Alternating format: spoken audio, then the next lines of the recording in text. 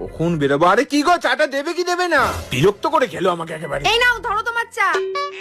আগে যদি জানতাম না সারা জীবন সিঙ্গেল থাকতাম, বিয়েই করতাম না। বিয়ে করে জীবনটা তছনছ হয়ে গেছে আমার।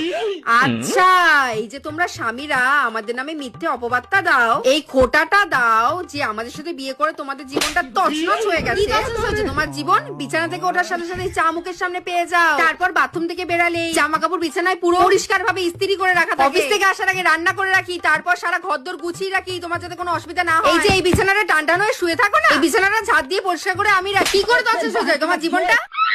এই যে বাচ্চা জন্ম দিয়েছেন, এই বাচ্চার জন্য আমার জীবনটা তছনছ হয়ে গেছে। সারাদিন খালি কাই কাই কাই কাই করতে থাকবে। বাচ্চাটা কি আমি একা জন্ম দিয়েছি? আমি একা জন্ম দিয়েছি? পুরোহিত মশাই আমাদের হাতে হাত রাখার সময় আমাদের হাতে একটা বাচ্চাও রেখে দিয়েছিল। বিয়ে করেছো, যাও বাচ্চাটাকেও নিয়ে যাও। বাচ্চাটা জন্ম দিয়েছো তুমি। হ্যাঁ, বাচ্চার কথাই মনে পড়লো। বাচ্চার জন্য কি করিস তুই? 10 মাস 10 দিন পেটে রেখে জন্ম দিয়েছি আমি। এই বাচ্চার জন্য কিছু খেতে পারিনি, সারাক্ষণ বমি করেছি আমি। এইটুকু থেকে এত বড় করেছি আমি। খাওয়ানো, পড়ানো, থাকানো, ছোচানো সবকিছু আমি করেছি। তোদের স্বামীগুলোর খেয়ে দিয়ে কোনো কাজ নেই না? সারাদিন শুধু বৌদের নামে খোটা দিয়ে বেড়াস। এই আর খোটা দিবি কোনোদিন? আর খোটা দিবি না বাবু না, তুমি আমার চোখ দুটো খুলে দিয়েছো, পুরো গোল গোল হয়ে খুলে গেছে।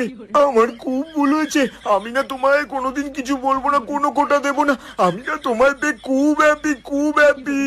তাহলে তোর এই চোখগুলো না খোলাই রাখবি, নয়তো একদম এরকম ভাবে বের করে নিয়ে চলে আসবো। খালি বৌদের নামে দোষ দেওয়া। কখন বেরোবো?